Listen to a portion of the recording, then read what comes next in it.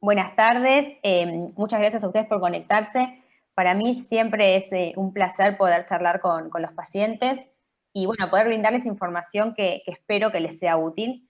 Así que bueno, antes de comenzar quiero agradecer al Laboratorio Nolver por haberme convocado para esta nueva actividad y por supuesto también a la Asociación de Pacientes EMUR, ¿sí? Por facilitarnos este espacio y a ustedes por conectarse a esta hora que ya estamos todos cansados después del día laboral.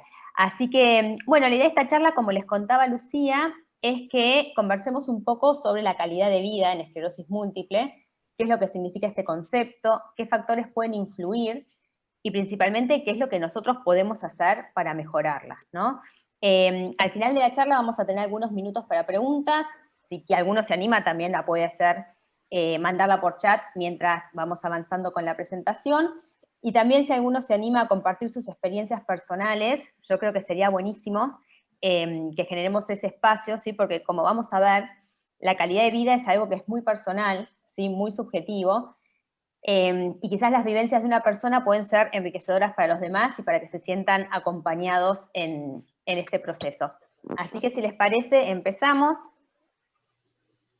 Bueno, para entrar un poco en tema, esto probablemente ustedes ya lo tienen claro, ¿sí? Pero ¿qué es la esclerosis múltiple? La esclerosis múltiple es una enfermedad autoinmune que compromete el sistema nervioso central, ¿sí? Esto quiere decir el cerebro, la médula espinal y el nervio óptico.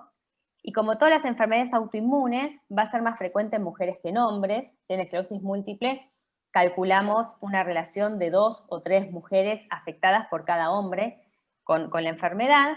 Y la esclerosis múltiple tiene además una característica que es muy particular, y es que suele manifestarse por primera vez a edades tempranas. Esto quiere decir que los primeros síntomas suelen aparecer entre los 20 y los 40 años. Por supuesto, hay casos de esclerosis múltiple infantil o también hay pacientes que presentan sus síntomas más tardíamente, pero la gran mayoría de los pacientes comienzan con sus primeros síntomas en estas décadas. Y eso es importante porque, como vamos a ver más adelante, es un periodo de la vida en la cual la persona está muy activa, ¿sí? Y este diagnóstico puede tener un impacto significativo desde ese punto de vista. Se calcula que hay más de 2 millones de pacientes con esclerosis múltiple en todo el mundo. Actualmente estamos diciendo que hay alrededor de 2,5 millones. Y en Uruguay se calcula una prevalencia de 21 personas con esclerosis múltiple cada 100.000 habitantes. Es decir que en Uruguay, generalmente en todos los países de Latinoamérica, no tenemos tantos pacientes como podemos ver, por ejemplo, en países de América del Norte, Estados Unidos, Canadá, y en algunos países europeos. Y esto se debe justamente a los factores que intervienen en el desarrollo de la esclerosis múltiple. ¿Sí? Nosotros, los médicos, decimos que la esclerosis múltiple es una enfermedad multifactorial, ¿no? Porque van a intervenir varios factores en su desarrollo, factores genéticos y también factores ambientales. En cuanto a lo genético, bueno, a mí me gusta siempre hacer la aclaración, que probablemente ustedes ya lo tengan claro, pero la esclerosis múltiple no es una enfermedad hereditaria. No existe un gen de la esclerosis múltiple que nosotros podamos transmitirle a nuestros hijos, y cuando estudiamos el porcentaje de esclerosis múltiple familiar, vemos que el 80% de los pacientes no tienen familiares con la enfermedad, ¿sí? Pero sí hay algunos genes que podrían hacernos más susceptibles o más propensos a tener esclerosis múltiple. Y uno de estos factores que es bien conocido es el tema de los factores étnicos, ¿sí? Por ejemplo, los descendientes europeos, principalmente los descendientes de países de Europa del Norte, tienen mucho más riesgo de padecer esclerosis múltiple que una persona que no tiene esta descendencia, ¿sí? Pero si nos ponemos a pensar, por ejemplo, en Argentina, nosotros la gran mayoría de la población argentina es descendiente de europeos, principalmente de Italia o de España. En Uruguay calculo que debe pasar algo parecido, ¿sí? Entonces tenemos muchos descendientes de europeos, que sería un factor de riesgo, pero la realidad es que gran parte de nuestra población no tiene esclerosis múltiple, ¿sí? O sea que cuando nos comparamos con otros países, la cantidad de pacientes con esclerosis múltiple es baja. Y esto se debe a que no solo alcanza con los factores genéticos, sino que también tienen que entrar en juego otros factores que son los ambientales, ¿sí? Y los más conocidos son la baja exposición al sol, el déficit de la vitamina D, la alimentación, el tabaquismo la obesidad y la exposición a algunos virus, como por ejemplo el Epstein-Barr. Son todos factores que aumentan el riesgo de tener esclerosis múltiple, y después vamos a ver por qué esto es importante a lo largo de la charla. Así que la combinación de estos factores, los genéticos y los ambientales, lo que van a hacer es que se produzca una respuesta inmunológica que es anormal, y como consecuencia de esta respuesta inmunológica anormal es que va a aparecer la esclerosis múltiple. Y esta respuesta inmunológica normal que mencionábamos recién está producida principalmente por un tipo de glóbulo blanco que son los linfocitos. Estos linfocitos son células de nuestro sistema inmunológico que tienen como función defendernos de agentes externos, virus, bacterias, hongos, parásitos. Pero en la esclerosis múltiple estos linfocitos se confunden y empiezan a identificar una sustancia que se llama mielina, que se encuentra recubriendo los axones de nuestro sistema nervioso. Estos linfocitos la interpretan a esta mielina como algo ajeno a nuestro cuerpo y entonces la atacan. Y esto va a desencadenar una respuesta inflamatoria que termina destruyendo la mielina y lastimando los axones. Y como estos axones son los encargados de transmitir las señales neurológicas entre nuestro cerebro y nuestro cuerpo, cuando esta transmisión neurológica se altera, es cuando comienzan a aparecer los síntomas de esclerosis múltiple. Y como el sistema nervioso gobierna todas las funciones de nuestro cuerpo, los síntomas pueden ser de lo más variado, como ustedes saben. Podemos tener síntomas motores, que se pueden manifestar como debilidad en ambas piernas, o debilidad en un brazo o en una pierna, vértigo, que es esa sensación de que todo gira. Podemos tener también problemas visuales, como disminución de la agudeza visual, como vemos, por ejemplo, en las personas que tuvieron una neuritis óptica, o podemos tener no disminución de la agudeza, pero sí visión doble, esto sucede cuando se alteran otras áreas del sistema nervioso, como el tronco encefálico. Podemos tener alteración de la coordinación, inestabilidad, trastornos sensitivos, urgencia miccional, ¿no? Esa sensación de que tengo ganas de ir al baño y tengo que ir inmediatamente porque no puedo aguantar, ¿sí? Puedo tener al contrario, dificultad para iniciar la micción, constipación. Puede haber fatiga, dificultades cognitivas, trastornos de la marcha, espasticidad, dolor, problemas en la esfera sexual, trastornos del ánimo, ¿sí? O sea que todos estos síntomas pueden aparecer en el transcurso de la enfermedad, pero una aclaración que también es importante es que nosotros la llamamos a la esclerosis múltiple como la enfermedad de las 1000 caras, ¿no? Esto quiere decir que no existen dos pacientes que sean iguales, ¿sí? No todos los pacientes van a tener los mismos síntomas, no todos los pacientes van a tener la misma evolución. Por ejemplo, no sé, yo tengo varios pacientes que tienen mucha fatiga, que les impacta muchísimo en su vida diaria, pero hay un montón de otros pacientes que no lo tienen, ¿sí? O tengo algunos pacientes que tienen dificultades para caminar, y hay otros que son deportistas de alto rendimiento y lo hacen a pesar de que hace años que tienen el diagnóstico de esclerosis múltiple. Entonces, lo más probable es que la mayoría de ustedes nunca presenten todos los síntomas que ven en esta diapositiva, pero sí quizás puedan tener algunos de ellos. Y estos síntomas pueden llegar a impactar negativamente en la calidad de vida de las personas que lo tienen. Entonces, ¿de qué hablamos cuando decimos calidad de vida, ¿no? ¿Qué es la calidad de vida? Hay muchas definiciones, hay algunas que son más complejas que otras, que incluyen más factores que otras, pero básicamente podemos definir a la calidad de vida como el conjunto de condiciones que contribuyen al bienestar de los individuos y a la realización de sus potencialidades en la vida social.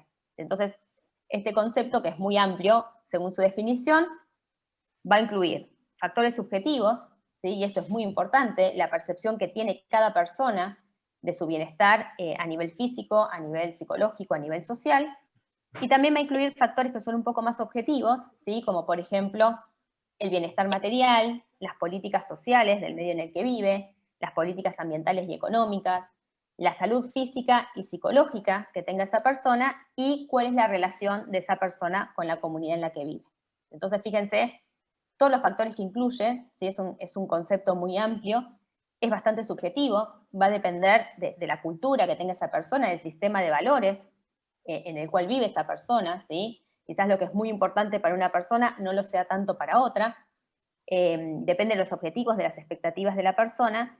Entonces, no solo el concepto de calidad de vida puede ser variable de persona a persona, sino que incluso también puede ir modificándose a lo largo de la vida de la misma persona. Si no es lo mismo las prioridades y expectativas que una persona tiene cuando es adolescente que cuando se convierte en una persona adulta.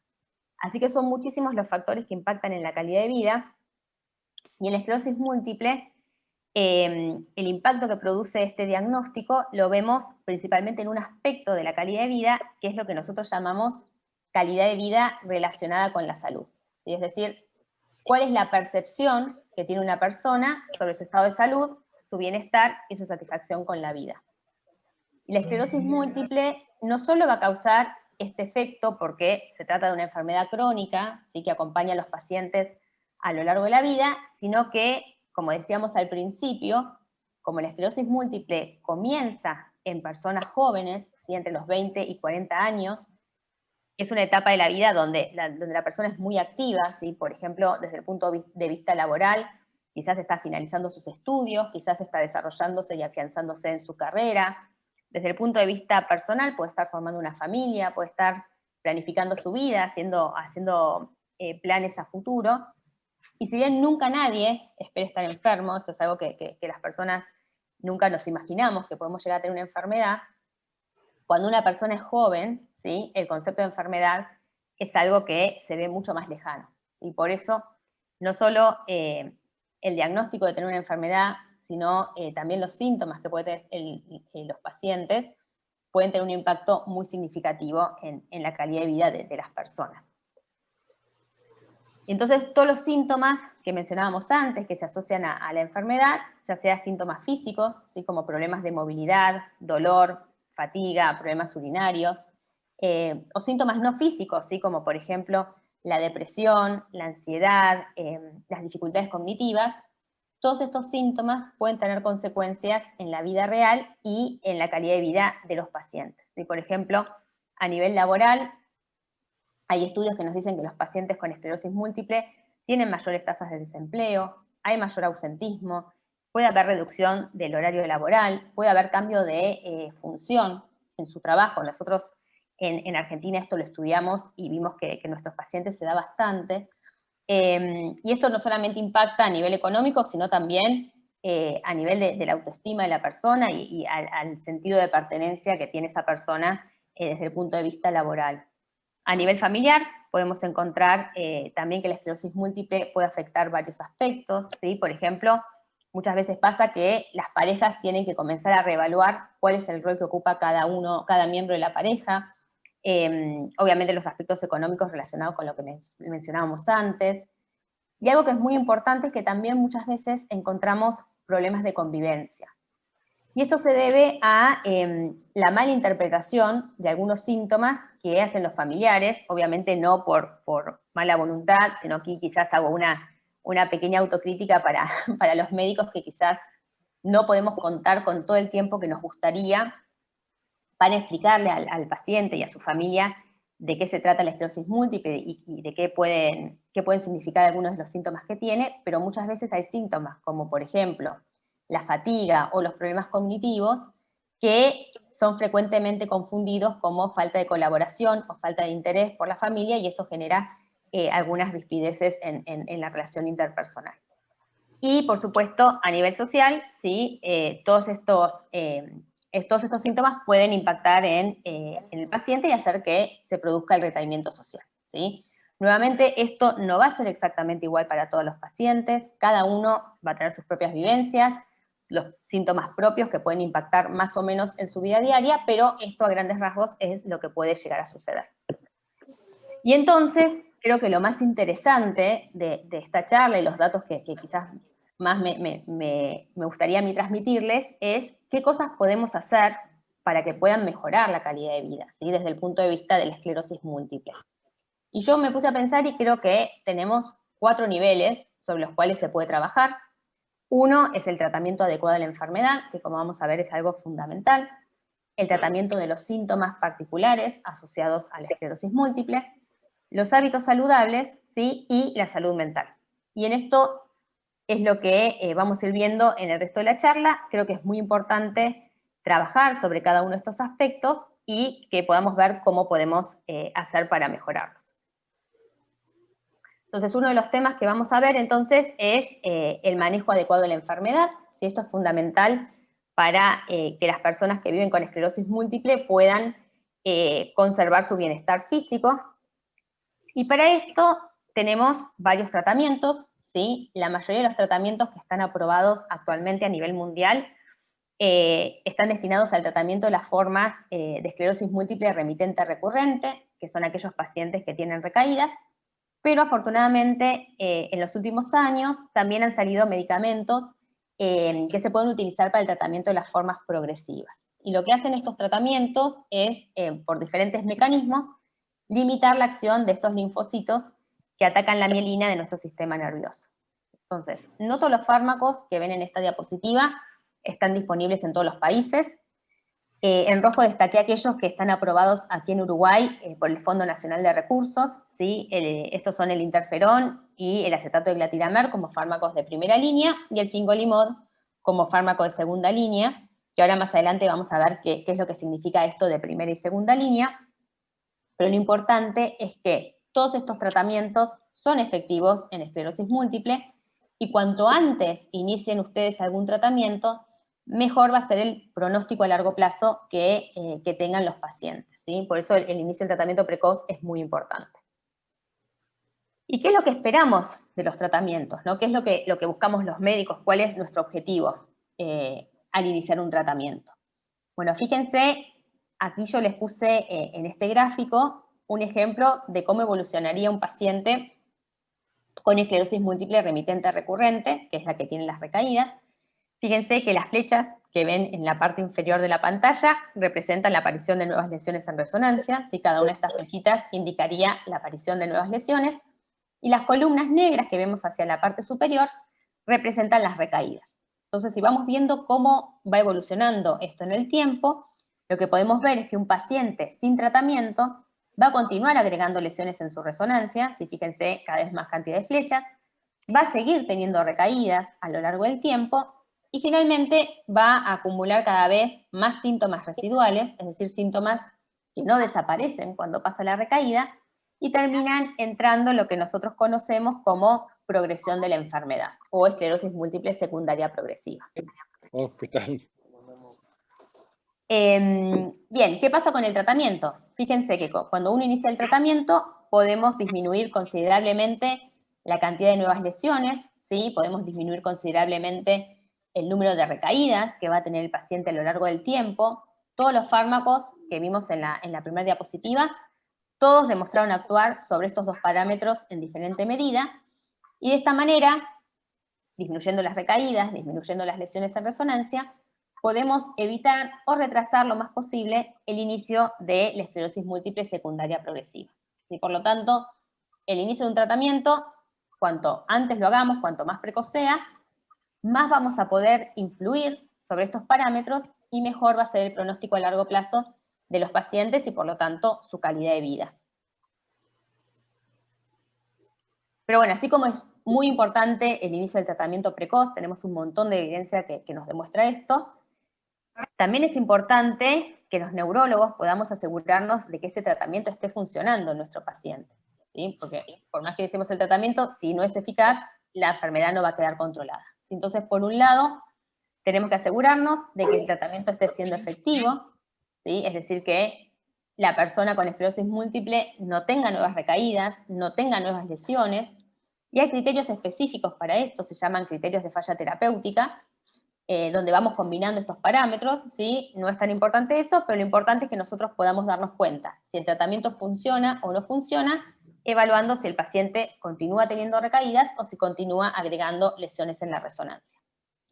Y por otro lado, que no es menos importante, también nos tenemos que asegurar de que las personas que usan la medicación la toleren bien, ¿sí? De que no tengan efectos adversos significativos y que por lo tanto puedan cumplir el tratamiento adecuadamente. Si yo tengo un paciente que no puede tomar la medicación o no puede inyectarse la medicación porque le cae mal, ese paciente no va a tener una buena adherencia al tratamiento. Esto quiere decir que lo toma correctamente y por lo tanto ese tratamiento puede no funcionar, no porque no sea efectivo para ese paciente, sino porque el paciente no está haciendo el tratamiento adecuado.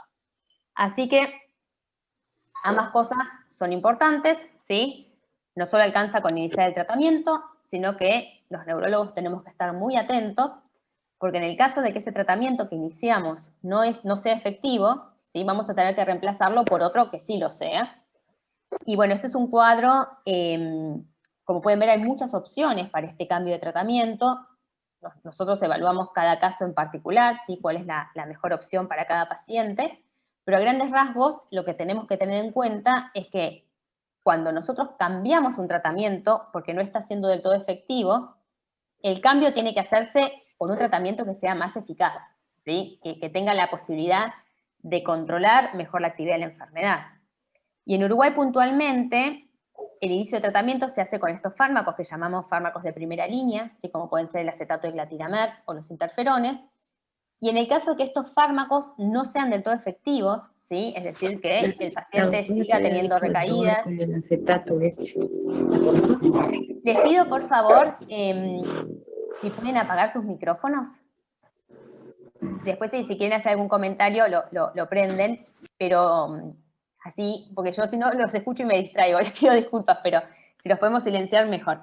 Bueno, entonces les contaba que en Uruguay, puntualmente, el inicio del tratamiento se hace con lo que nosotros llamamos fármacos de primera línea, ¿sí? Que son el acetato de glatilamer y los interferones, y en el caso de que estos tratamientos no sean del todo efectivos, es decir, que las personas sigan teniendo recaídas o se sigan agregando lesiones en su resonancia, podemos hacer lo que nosotros llamamos escalamientos, es decir, pasar a un fármaco que sea más efectivo, como el fincolimod.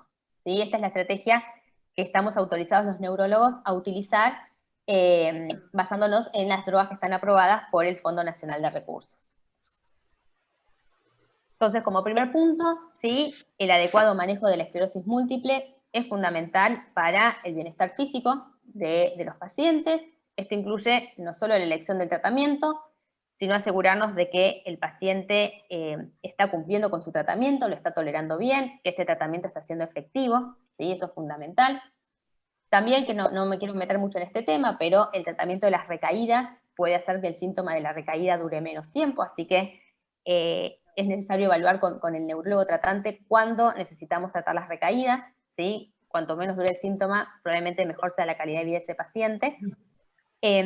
Obviamente una buena relación médico-paciente es fundamental para que cualquier tratamiento funcione, así que eso es muy importante, que se sientan cómodos con sus neurólogos, que les manifiesten sus inquietudes, sus preocupaciones, y por supuesto el manejo de los síntomas y una estrategia de rehabilitación personalizada son todas cosas que resultan indispensables para que las personas con esclerosis múltiple puedan conservar su calidad de vida y alcanzar una calidad de vida mejor.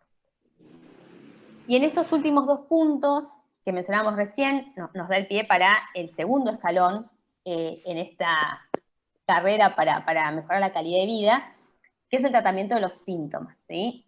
Como vimos al principio, los pacientes pueden tener un montón de síntomas muy variados a lo largo de su vida. Algunos de estos síntomas van a desaparecer cuando mejore la recaída, pero otros van a persistir. Y estos síntomas que persisten a lo largo de la vida pueden impactar significativamente en la calidad de vida de los pacientes. Así que los neurólogos tenemos que detectar la presencia de estos síntomas residuales y tratarlos adecuadamente, y para eso también necesitamos que ustedes nos comenten qué es lo que sienten, cuáles son sus dificultades. Por cuestiones de tiempo, no me voy a detener demasiado en esto del tratamiento de los síntomas. Si les interesa, en otra oportunidad podemos organizar una charla dedicada puntualmente a esto, porque los síntomas son muy variables y los tratamientos son todos distintos, así que creo que merece la pena dedicarnos el tiempo para tratar este tema. Pero sí, simplemente quería mencionarles que contamos con muchas estrategias, ¿sí? Ya sea desde la farmacología, pero también desde el punto de vista de la rehabilitación, para mejorar estos síntomas y disminuir el impacto que pueden tener en el día a día de las personas con esclerosis múltiple. Pero sí no quiero dejar de mencionar dentro del tratamiento sintomático a la fanpridina, ¿sí? Porque ya que es un fármaco que se aprobó exclusivamente para el tratamiento de personas con esclerosis múltiple que tengan trastornos de la marcha, ¿sí? Los trastornos de la marcha son uno de los síntomas que más impactan la calidad de vida de los pacientes, así que esto sí lo quiero desarrollar. La fanpridina se puede utilizar tanto en pacientes con esclerosis múltiple remitente recurrente, como en pacientes con esclerosis múltiple progresiva, ya sea secundaria progresiva y primaria progresiva, y está aprobado aquí en Uruguay para su utilización, ¿sí? Lo que buscamos con este tratamiento es ayudar a aquellos pacientes que tienen dificultad para caminar. Principalmente el mayor impacto es mejorar la velocidad de la marcha, o sea, qué tan rápido pueden caminar los pacientes, pero también hemos visto que muchos pacientes no solo mejoran su velocidad, sino que también pueden mejorar la distancia que pueden deambular sin parar, ¿sí? Por ejemplo, si antes podían caminar 200 metros y tenían que parar a descansar, quizás los que responden a la fanpridina puedan caminar mayor distancia antes de tener que parar. Y también se mejoran algunos otros aspectos que son más subjetivos, como por ejemplo la seguridad que tiene la persona cuando camina, ¿sí? No todos los pacientes responden a la fanpridina. De hecho, nosotros antes de indicar el tratamiento hacemos una prueba terapéutica. Yo creo que siempre es bueno intentar el tratamiento, ¿sí? Porque aquellos pacientes que sí responden, la verdad que en ellos mejora muchísimo la calidad de vida. La fanpridina para los trastornos de la marcha creo que es un tratamiento que vale la pena intentar. Y si bien no está todavía aprobada para lo que es tratamiento de fatiga, para los trastornos cognitivos, para la destreza manual o para el nistagmus, ¿sí? Que son otros síntomas que podemos ver, sí hay varios estudios que sugieren que la fanpridina podría ser beneficiosa también para el tratamiento de estos síntomas. Así que hablen con sus neurólogos para ver si cumplen los criterios para utilizar esta medicación y al menos intentarlo para ver si hay resultados positivos. Y ya llegando al final, pero este tema a mí me gusta mucho, que es el de los hábitos saludables, así que quería tener tiempo para detenernos y desarrollarlos mejor, ¿sí? Los hábitos saludables son fundamentales para promover la salud general, ¿sí? Así que es fundamentalmente esencial para todos y puntualmente para pacientes que tienen enfermedades crónicas. Y a grandes rasgos, ¿sí? Nosotros nos referimos a un estilo de vida saludable como un conjunto de hábitos, ¿sí? O de conductas que llevamos adelante que nos van a permitir vivir más tiempo, ¿sí? Vivir mejor, más sanos, tener un mejor estado funcional y menores limitaciones. ¿Sí? Esto para la población general. Y en el caso de la esclerosis múltiple en particular, ¿sí? Un estilo de vida saludable va a permitir a los pacientes potenciar todas sus capacidades, ¿sí? Sobre todo mantener un estado neurológico que sea funcional, para poder sobrellevar mejor cualquier limitación que pueda surgir por acción de la enfermedad, ¿sí? Para incluso, en algunos casos, y ahora vamos a ver bien cómo sucede esto, pero en algunos casos un estilo de vida saludable puede ayudar incluso a disminuir la actividad de la enfermedad, o sea, la cantidad de recaídas y las lesiones. Entonces, uno de los temas que a mí me parece más interesante, y que de hecho muchos de mis pacientes me preguntan frecuentemente sobre este aspecto, es la dieta, ¿sí? ¿Existe realmente una dieta que sea la indicada para personas con esclerosis múltiple? Y como pueden ver en la lista, se plantearon diferentes dietas, se las postuló como tratamiento e incluso en algunos lados he encontrado que las postulan como cura de la esclerosis múltiple, ¿sí? Y no sé si alguno lo ha hecho, pero si hacen después una búsqueda en internet, se van a encontrar con numerosas recomendaciones y consejos, pero estas recomendaciones están basadas principalmente en experiencias personales, ¿sí? Por lo tanto, desde el punto de vista científico, el nivel de evidencia que nos aportan estas experiencias personales es muy baja, ¿sí? Y esto es lo que vemos, ¿sí? Encontramos un montón de recomendaciones, un montón de dietas diferentes, con mensajes que pueden ser contradictorios. ¿Sí? Por ejemplo, hay personas que sienten que estas dietas han hecho una diferencia significativa en la manera en que se sienten, otras personas no han experimentado ningún cambio con estos tratamientos, ¿sí? Pero lo cierto es que hay muchísimas dietas que se propusieron como tratamientos para la esclerosis múltiple. A mí me resulta muy llamativo, más allá de la falta de evidencia científica, es que todas estas dietas son muy diferentes entre sí. Y muchas veces los alimentos que se restringen en algunas dietas son los que se promueven en otras. ¿Sí? Por ejemplo, la dieta mediterránea, sí que es una dieta que es baja en grasas saturadas, que se complementa con ácidos grasos omega 3, que sugiere un alto consumo de granos, de vegetales, de frutas, de legumbres, de aceite de oliva, de pescado, y disminuir la ingesta de grasas de origen animal y lácteos, es una de las que se propuso para el tratamiento de esclerosis múltiple. Pero por el contrario, la dieta paleolítica, que también es una dieta que se propuso para esclerosis múltiple, lo que sugiere es evitar los alimentos procesados, comer más como comerían nuestros ancestros, y para esta dieta el 35% de la ingesta calórica viene de carne animal, ¿sí? Por lo tanto, hay ahí como una pequeña contradicción con la dieta mediterránea, ¿no? Otras dietas, por ejemplo, quizás la han escuchado nombrar, es la dieta Swank, que se basa en la reducción de grasas saturadas e insaturadas. Hay otra dieta que se propuso para esclerosis múltiple que se llama BESBET, que va a restringir el consumo de lácteos, de granos y legumbres. Hay pacientes que siguen una dieta libre de gluten. Hay otra dieta que se llama de McDougall, que es una dieta vegana, ¿sí? O sea, hay muchísimas opciones en cuanto a dietas que se proponen para el tratamiento de la esclerosis múltiple. La realidad es que ninguna de estas dietas fue evaluada en estudios a gran escala, que es como nosotros los médicos nos gusta evaluar las conductas terapéuticas para ver si realmente son efectivas o no. Así que como no tenemos estudios, hoy en día no tenemos una evidencia científica que nos permita decir que alguna de estas dietas es beneficiosa para la esclerosis múltiple o que es mejor que otro tipo de dieta. Por lo tanto, como ustedes saben, vivir con esclerosis múltiple no es igual para todos, ¿sí? Quizás alguna de estas dietas pueda funcionar para algunas personas, quizás para otros no tenga ningún tipo de resultado, pero lo que sí es claro, y esto es para todos, para pacientes con esclerosis múltiple y para pacientes sin ninguna patología, es que las personas que se alimentan bien, en general se sienten mejor, ¿sí? Así que, por lo tanto, la recomendación actual es que las personas con esclerosis múltiple tengan una dieta de lo más variada y lo más balanceada posible, ¿no? Que le permita obtener todos los nutrientes que necesitan para realizar sus actividades.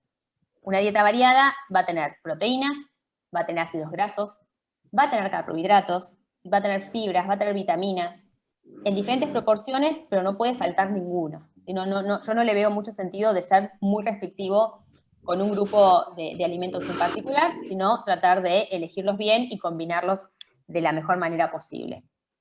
Y para que tengan una idea, y esto nos enseñan los nutricionistas, ¿sí? ¿En qué proporciones debemos comer este tipo de alimentos? Bueno, un plato típico, ¿sí? Como vemos en la imagen, la mitad debería corresponder a frutas y verduras frescas. Un cuarto del plato debería estar destinado a proteínas, ¿sí? Sobre todo proteínas de carne de pescado, de pollo, de legumbres. Tratar de evitar en lo posible las carnes rojas, no suspenderlas, pero sí disminuir el consumo de carnes rojas. Y sobre todo, disminuir al máximo todo lo que son carnes procesadas, como quizás hamburguesas y embutidos, eso sí. Solo dejarlas para darse un gustito, pero no todos los días. Y el final de nuestro plato, el último cuarto, va a estar destinado a cereales integrales, pan, arroz, pastas, ¿sí? Evitando, obviamente, todo lo que es comida chatarra como snacks y algunos alimentos procesados, e intentando también evitar los azúcares simples, ¿sí? Que son el azúcar que nosotros le ponemos al té, al café, ¿sí? Las bebidas azucaradas, las tortas, bueno, básicamente todo lo que es muy, muy rico, tratar de disminuirlo un poco, y evitar también el consumo de sal, ¿sí? Todo esto es súper importante, además de, por supuesto, mantener una buena hidratación, ¿sí? 2 litros de agua por día. Así que, bueno, una alimentación saludable nos va a permitir mantener la fuerza muscular, nos va a ayudar a lidiar con la fatiga, nos va a ayudar a controlar el peso, y esto es súper importante y vamos a ver más adelante, ustedes dirán, ¿qué tiene que ver el peso? Bueno, tiene que ver mucho con la esclerosis múltiple. Nos va a ayudar también a reducir el riesgo de otras enfermedades que pueden aparecer, sobre todo las enfermedades cardiovasculares o cerebrovasculares, como los infartos cardíacos, como los ACV, son muy prevenibles a través de la dieta. Y algo que para mí es muy, muy interesante y muy importante es que la alimentación puede regular la microbiota intestinal. Ustedes se preguntarán, ¿qué es esto de la microbiota y cómo impacta en la esclerosis múltiple? Y la verdad que en el último tiempo han salido muchísimos estudios sobre este tema. Creo que es uno de los temas más novedosos que tenemos dentro del estudio de las causas de la esclerosis múltiple. Nosotros hablamos de microbiota intestinal, nos referimos a las bacterias del intestino, ¿sí? ¿Qué tiene que ver las bacterias del intestino con una enfermedad que afecta el sistema nervioso? Bueno, aprendimos mucho en los últimos años, como les decía. Pareciera ser que estas bacterias intestinales son fundamentales para entrenar la respuesta inmune, ¿sí? Es decir, a estos linfocitos que les comentaba al inicio. Entonces, no solo la microbiota intestinal va a regular de alguna manera la respuesta inmunológica a nivel del intestino, sino que puede regular también la respuesta inmunológica a nivel del sistema nervioso central y en realidad de todo el cuerpo, ¿sí? Entonces estos linfocitos, que como decíamos antes, están involucrados en el desarrollo de la esclerosis múltiple, se educan en el intestino. Y esta educación puede generar linfocitos malos, que son estos linfocitos autorreactivos que atacan la mielina, o por el contrario puede generar linfocitos buenos, ¿sí? Que van a reconocer la mielina como parte de nuestro cuerpo y no la van a atacar. Entonces, esto que a mí me parece muy, muy, muy interesante, es lo que estamos estudiando actualmente, ¿no? Es si la cantidad de bacterias o el tipo de bacterias que tienen las personas con esclerosis múltiple en su intestino es igual a la que tienen las personas sin esclerosis múltiple o no. Y por los resultados que se presentaron ahora en el último Congreso Europeo, que fue en octubre, pareciera ser que las bacterias intestinales entre pacientes con esclerosis múltiple y personas sin enfermedad son diferentes. ¿Sí? Hay distintos tipos de bacterias y hay distintas cantidades de bacterias intestinales entre ambos grupos, ¿sí? Entonces, la dieta es uno de los factores que puede modificar la composición de esta microbiota intestinal, ¿sí?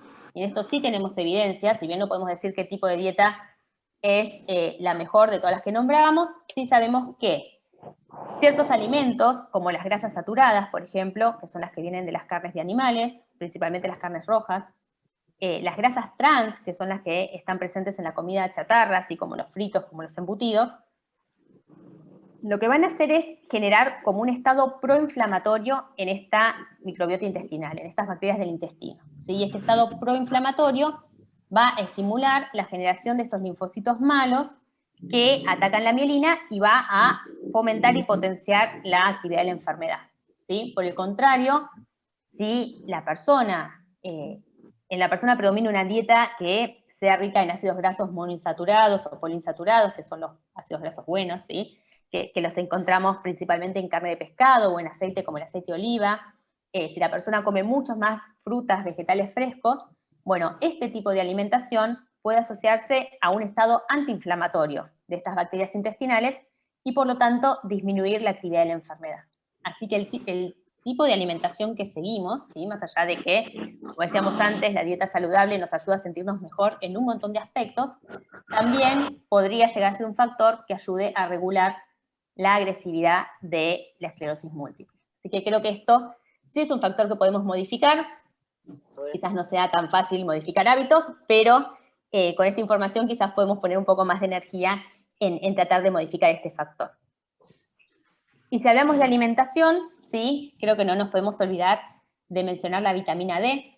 Creo que hay mucha información también en internet sobre el impacto que tiene la vitamina D en la esclerosis múltiple.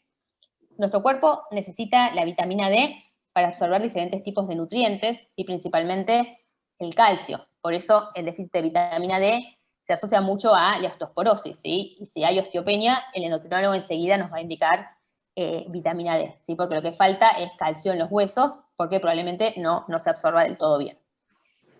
¿Y cómo hacemos para tener vitamina D? Bueno, lo principal, o sea, la principal fuente de vitamina D es la exposición al sol, ¿sí? Nuestra piel produce vitamina D en respuesta a los rayos solares. También la podemos obtener de la dieta, ¿sí? De algunos alimentos en particular, como es el pescado, los huevos, los lácteos, pero la cantidad que obtenemos de la dieta es muy baja cuando la comparamos con la cantidad de vitamina D que podemos generar con la exposición solar. No quiere decir que tengan que ir a pararse todos abajo del sol, porque bueno, la exposición solar también puede potenciar otro tipo de enfermedades, pero la realidad es que nosotros necesitamos vitamina D, ¿sí? ¿Y por qué? Porque la vitamina D, además de su rol en la absorción del calcio, va a tener un rol importante en la modulación del sistema inmune, parecido a lo que pasaba con las bacterias del intestino, ¿sí? La vitamina D lo que hace es disminuir estos linfocitos T autorreactivos que atacan a la mielina, favorecer un perfil de proteínas que nosotros llamamos citoquinas, que están relacionadas con la respuesta inflamatoria. Bueno, la vitamina D va a tratar de que haya menos de estas proteínas inflamatorias y que predominen las no inflamatorias. Y además la vitamina D puede actuar también a nivel de los genes, y lo que va a hacer es disminuir o modular la expresión de un gen que más frecuentemente asociamos a la esclerosis múltiple. O sea que la vitamina D tiene un rol muy importante en entrenar y modular la acción del sistema inmunológico. Y con todo lo que ya saben, ¿sí? del efecto que tiene el sistema inmune en la esclerosis múltiple, se imaginarán por qué esto puede impactar, ¿sí? No solo en el riesgo que tiene una persona de desarrollar esclerosis múltiple, sino también en la evolución de la esclerosis múltiple en las personas, ¿sí? ¿Se acuerdan que habíamos visto en la primera diapositiva que uno de los factores de riesgo más importantes para desarrollar esclerosis múltiple es la poca exposición solar? Y si se fijan en este gráfico, a mí me gustó mucho este gráfico porque se parece bastante a la bandera argentina, ¿sí? Fíjense, vemos que hay regiones en el mundo que suelen tener menor luz solar a lo largo del año, ¿sí? Y cuando vemos esas regiones con menos exposición solar y la comparamos con el gráfico que está arriba, ¿sí? Que es el gráfico donde nos muestra la cantidad de pacientes con esclerosis múltiple que hay en cada país, lo que vemos es que los países que tienen más prevalencia de esclerosis múltiple, que son los que están más oscuros, son los que justamente tienen menos cantidad de luz solar a lo largo del año, ¿sí? Entonces sabemos que los países que se encuentran más cerca del Ecuador, donde hay mayor luz solar en el año, son los que menos cantidad de pacientes con esclerosis múltiple tienen, y aquellos países que se encuentran alejados del Ecuador son los que más pacientes con esclerosis múltiple tienen, y esto se debe en parte a la menor exposición solar que tienen estas personas durante su vida, ¿sí? Y esto se relaciona directamente con los niveles de vitamina D, porque habíamos dicho que la mayor parte de vitamina D la obtenemos a partir de la exposición al sol, ¿sí? Entonces, fíjense que aquellas personas que tienen, por ejemplo, valores más elevados de vitamina D, esto se puede determinar genéticamente, o sea, genéticamente hay personas que tienen más vitamina D que otras, ¿sí? Las personas que tienen más vitamina D son aquellas personas que menos esclerosis múltiple tienen, ¿sí? Lo mismo que aquellas personas que toman suplementos de vitamina D. Y no solo van a influir los niveles de vitamina D en el momento en que aparece la enfermedad, ¿sí? O sea que no solo es importante la cantidad de vitamina D que nosotros tenemos antes de que se desarrolle la enfermedad, sino que esto va a impactar muchos años antes, ¿sí? La exposición solar que tiene una persona durante su infancia y su adolescencia es algo importante, ¿sí? El déficit de vitamina D durante la infancia temprana se relaciona más con el riesgo de tener esclerosis múltiple en los años subsiguientes.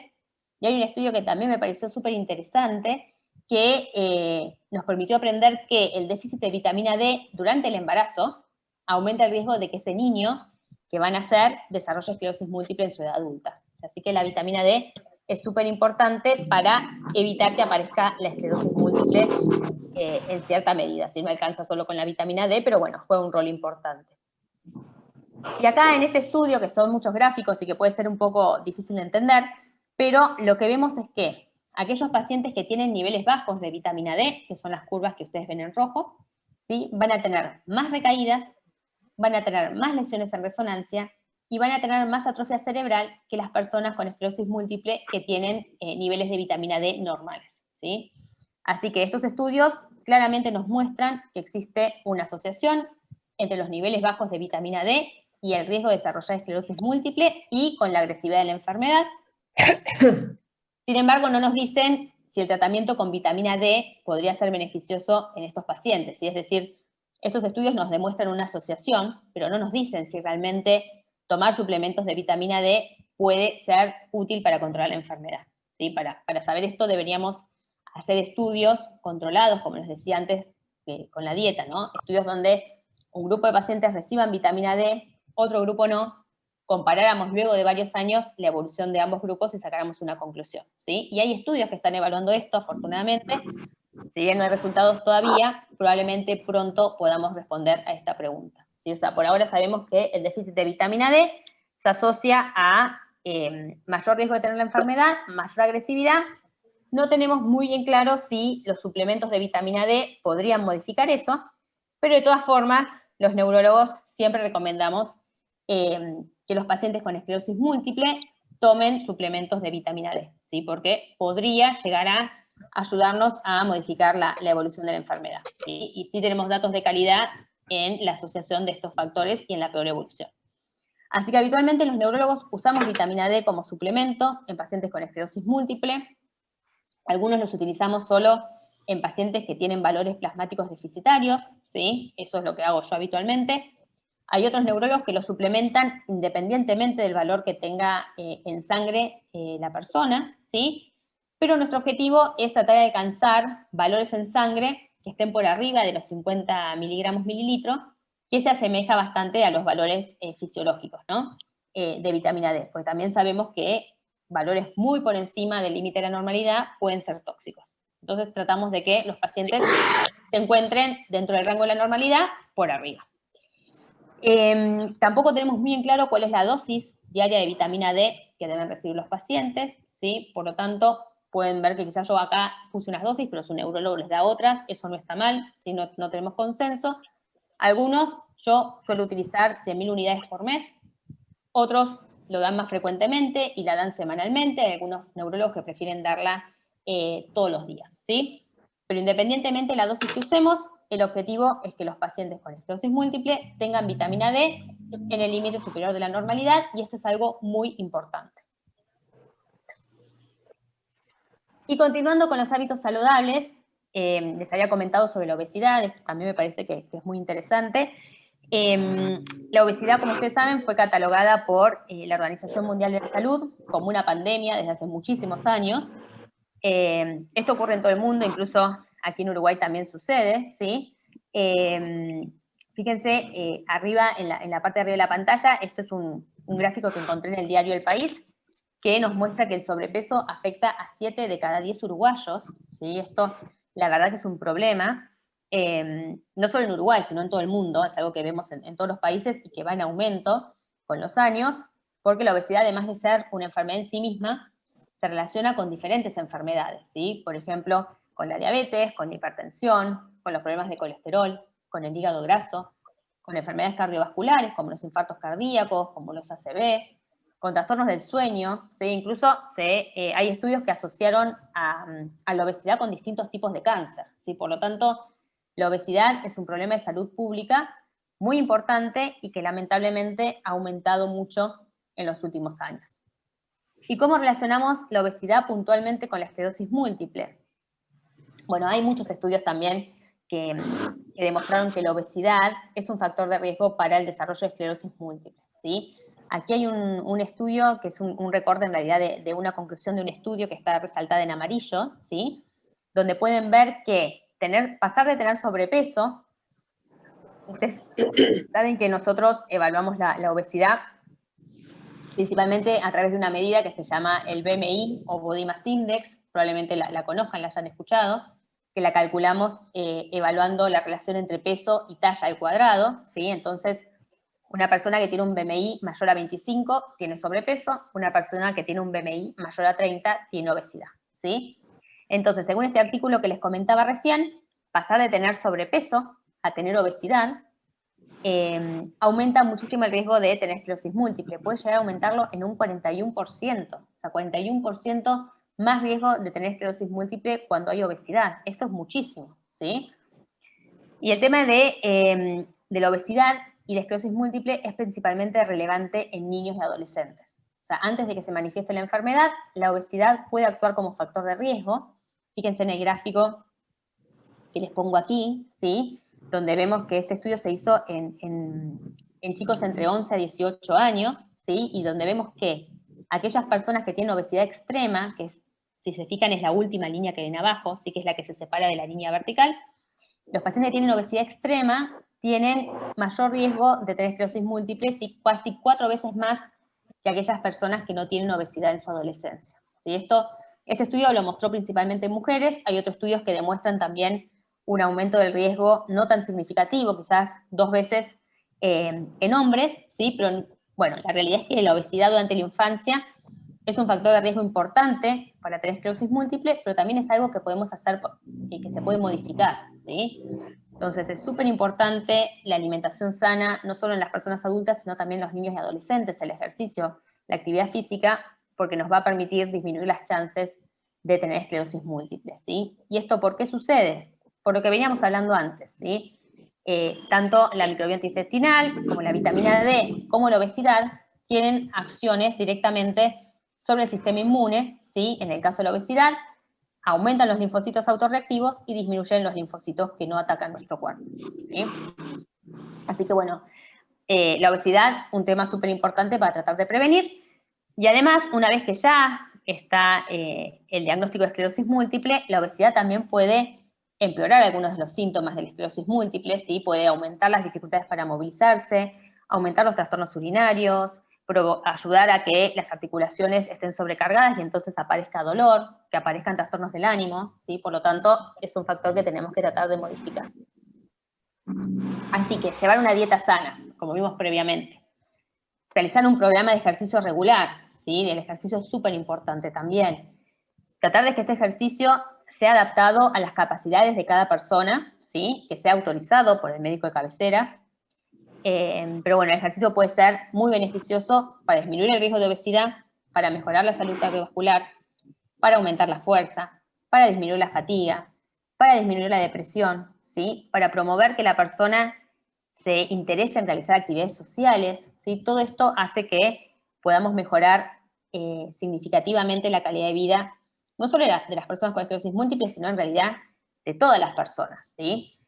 No importa qué tipo de ejercicio físico hagamos, puede ser caminar, puede ser correr, puede andar en bicicleta, puede ser ejercicios de fuerza en un gimnasio o ejercicios aeróbicos, puede ser ejercicios en pileta, bueno, ejercicios de elongación quizás, bueno, no importa cuál, ¿sí? Lo importante es que tratemos de mantenernos activos lo más frecuentemente posible y que tratemos de que esta actividad física, ¿sí?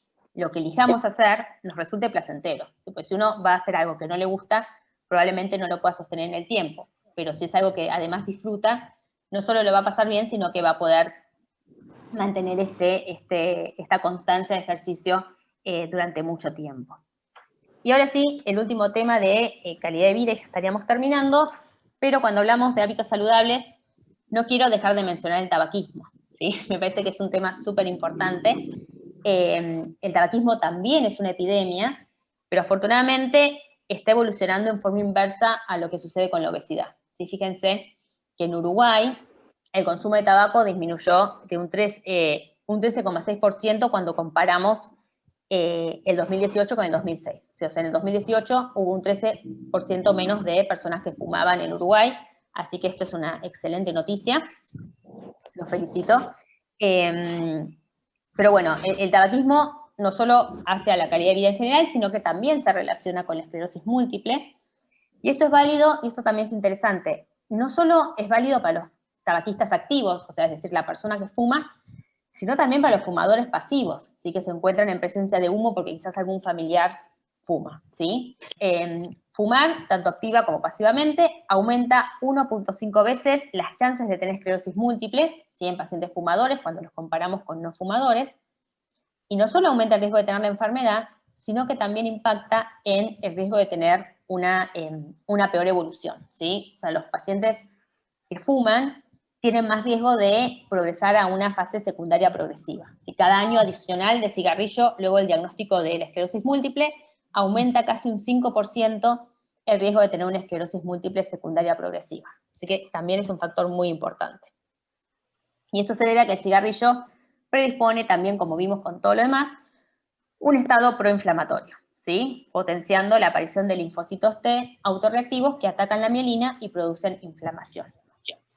Pero la buena noticia, ¿sí? Fíjense en el último gráfico, es que los pacientes que dejan de fumar se comportan muy similar a aquellos pacientes que nunca fumaron.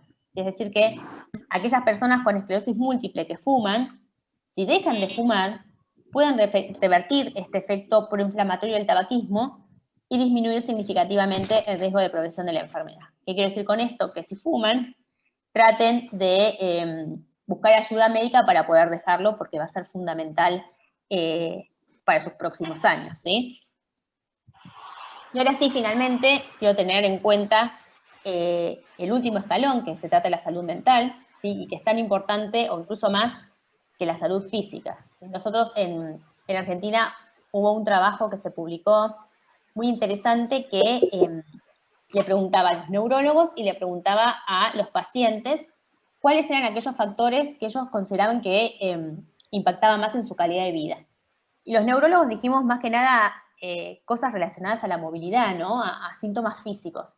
Pero cuando se evaluó la respuesta de los pacientes, mayores dificultades o los mayores síntomas que impactaban en la calidad de vida eran factores relacionados con la salud mental, ¿sí? Factores anímicos como la depresión, la ansiedad, eran más importantes para los pacientes que incluso los síntomas físicos. Así que eso es algo que tenemos que tratar de cuidar, ¿sí? ¿Cómo podemos hacerlo? Bueno, desde el punto de vista de lo que es cognición y memoria, todo lo que sea actividades que sean estimulantes y desafiantes mentalmente ayuda a disminuir el impacto de los cambios cognitivos. Esto aplica para cualquier enfermedad, para el Alzheimer también. Se sabe que aquellas personas que tienen mayor educación a lo largo de los años o que realizan actividades mentales desafiantes tienen menos riesgo de tener enfermedad de Alzheimer. Aquí ocurre lo mismo, ¿sí? En la esclerosis múltiple también podemos ver un impacto muy significativo en aquellas pacientes que realizan actividad mental. ¿Qué actividad mental? Bueno, muchos pacientes me dicen, bueno, yo hago muchos crucigramas. Sí, quizás uno se convierte en un experto realizador de crucigramas, pero en realidad lo que nosotros buscamos es una actividad que no sea muy repetitiva y que sea más desafiante. Generalmente lo que solemos recomendar es para aquellos pacientes que les guste y tienen ganas, aprender un idioma permite entrenar muchas de las funciones cognitivas, no solo la memoria o la capacidad de realizar determinado acto. Así que siempre que puedan, actividades mentales estimulantes es muy importante. También es igual de importante tomarse el tiempo para realizar actividades que sean placenteras, tipo de recreación, ¿sí? Estas actividades de recreación van a estimular además la actividad social, tratar de hacer actividades que nos permitan manejar el estrés, ¿sí? Por ejemplo, tomarse un tiempito para hacer ejercicios de relajación, de meditación, psicoterapia, obviamente, técnicas como mindfulness, ¿sí? Todas estas cosas pueden ayudar también, y sobre todo contar con el apoyo de familiares y amigos, que también contribuye significativamente al bienestar general y a la calidad de vida. Así que para terminar, bueno, acá también hago una pequeña autocrítica para nosotros los neurólogos. Muchas veces nosotros nos centramos durante la consulta médica en evaluar la respuesta al tratamiento, ¿no? Asegurarnos de que ese tratamiento sea efectivo, que los pacientes lo tomen bien, que lo toleren, que sigan el tratamiento adecuadamente. Quizás, bueno, en Argentina nos piden muchísimo resúmenes de historia clínica, entonces vivimos haciendo recetas, vivimos haciendo resúmenes de historia clínica, y muchas veces no nos da el tiempo, no quizás porque tengamos mala voluntad, ¿no? Sino porque muchas veces el tiempo que debemos destinar a la consulta no es el ideal, pero bueno, muchas veces nos focalizamos en otros aspectos de la patología y no podemos dedicar el tiempo suficiente para explicarle a nuestros pacientes y a sus familiares sobre todos estos aspectos que tienen que ver con la enfermedad, ¿sí? Y yo coincido con lo que decía Lucía al inicio de la presentación. Yo creo que ustedes conozcan su enfermedad, que sepan qué esperar de ella, que sepan qué cosas pueden hacer para mejorar algunos factores. Todo eso también hace la calidad de vida. Y por eso aprovecho para agradecer el enorme trabajo que hacen las asociaciones de pacientes al respecto. Sí, la verdad que en ese sentido nos dan una mano enorme, porque quizás nosotros no podemos abarcar tanto el tema de la educación como nos gustaría, pero ellos nos ayudan con las diferentes actividades que organizan. Bueno, en este caso también agradezco al laboratorio Nolver y a todos los laboratorios que promueven este tipo de actividades educativas y que yo creo que realmente nos ayudan a hacer la diferencia. Así que bueno, esta es mi última diapositiva. Quería agradecerles a todos por haberse conectado. Espero que lo que charlamos en esta presentación les haya servido, que puedan llevarse información útil, que se vayan de esta presentación con ganas de quizás trabajar para modificar todos estos factores que podemos cambiar y que impactan muchísimo en la calidad de vida. Y ahora sí, si los organizadores están de acuerdo, tenemos algunos minutos para preguntas o para compartir alguna experiencia, si alguno se anima. Gracias.